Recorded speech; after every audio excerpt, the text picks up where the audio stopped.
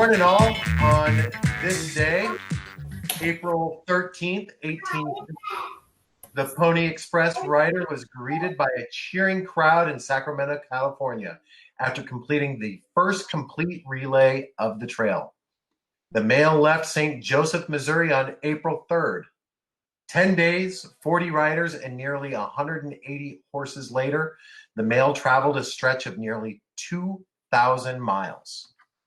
Former rider Ponyboy Peterson here with more. Thank you for coming on the show, Ponyboy Peterson. Just a first question for you to get us started. Why was this started? How did all this happen? Well, during the decades before, thousands of people moved west in search of opportunity. Some were in search of gold, some looking for religious freedom, such as the Mormons who settled in Utah. These settlers created an increased demand for the mail service from the east. Before the Pony Express, mail was sent by boat and took up to 3 months' journey around South America or over the Isthmus of Panama.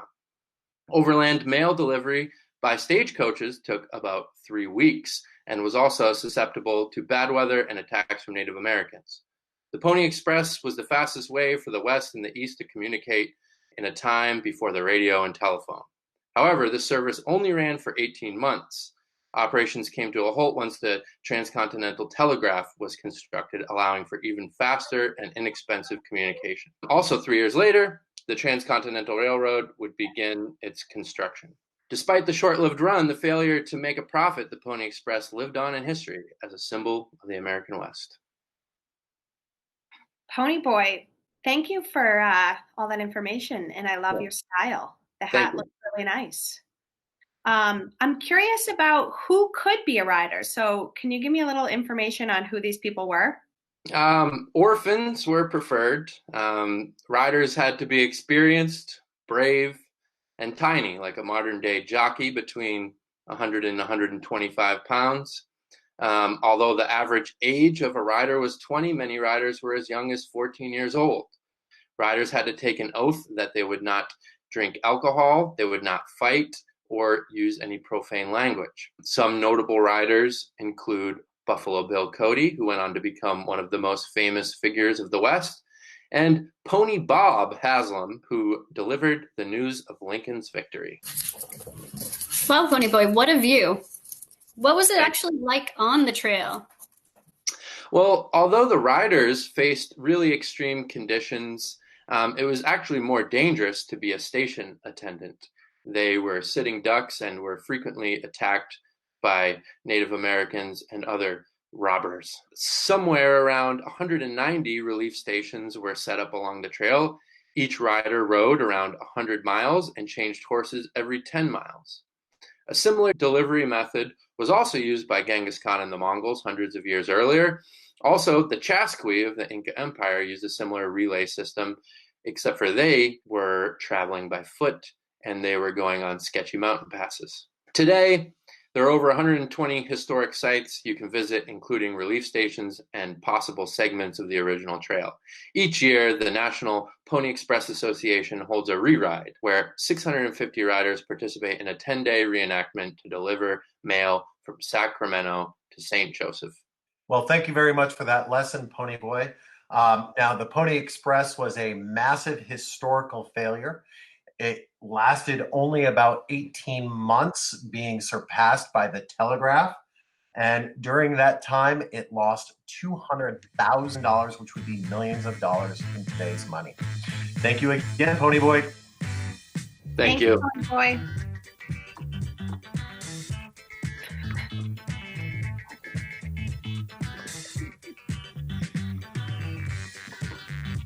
And tuning into the next part of the Social Studies Department show will be the History Maker Madness.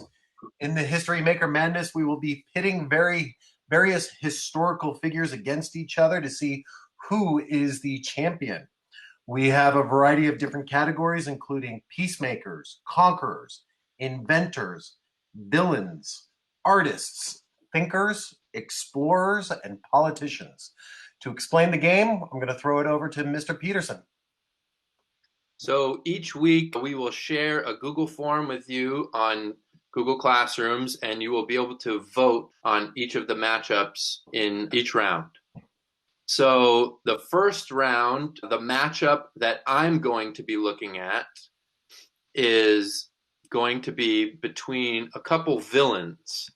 I'm looking at Rasputin versus Osama bin Laden. We have Rasputin, the Russian mystic, against Osama bin Laden, famous terrorist. What intrigues me about this is that it is the Battle of the Beards. Mr. Adams, what matchup are you looking at in the first round? Well, thank you for asking, Mr. Peterson. There's many intriguing matchups to choose from. One that really got my attention from the Explorers category is Neil Armstrong versus Marco Polo. This is unique because they're so very different. Neil Armstrong, of course, being the first man to step foot on the moon, and then Marco Polo in his trades and exploring in the Far East and China region. So this one is titled Space versus Spice. Mrs. Berry, what matchup's been standing out to you? All right. Thank you, Mr. Adams. I decided to go with a couple of people from the villains category. I am looking at Jim Baker versus Jim Jones. I wanted to look at two people that are fraudsters and created cult-like groups. I am calling this the Battle of the Jimmies. How about you, Miss Blue? All right. So I am over here looking at politicians. And what interests me is the matchup between Winston Churchill and Margaret Chase Smith. Churchill was the Prime Minister of England who led the UK to victory in World War II, loved his cigars, always had a stogie in hand, versus Margaret Chase Smith, Senator from Maine, who took on McCarthy during the Red Scare.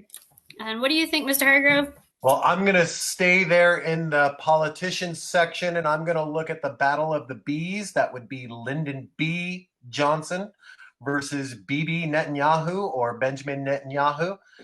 Lyndon B., of course, was president of the United States after Kennedy was assassinated, and Benjamin Netanyahu is a hard-line conservative in Israel dealing with the politics between the Israelis and the Palestinians. And that sets up our week one matchup. So, Mr. Peterson, any final words?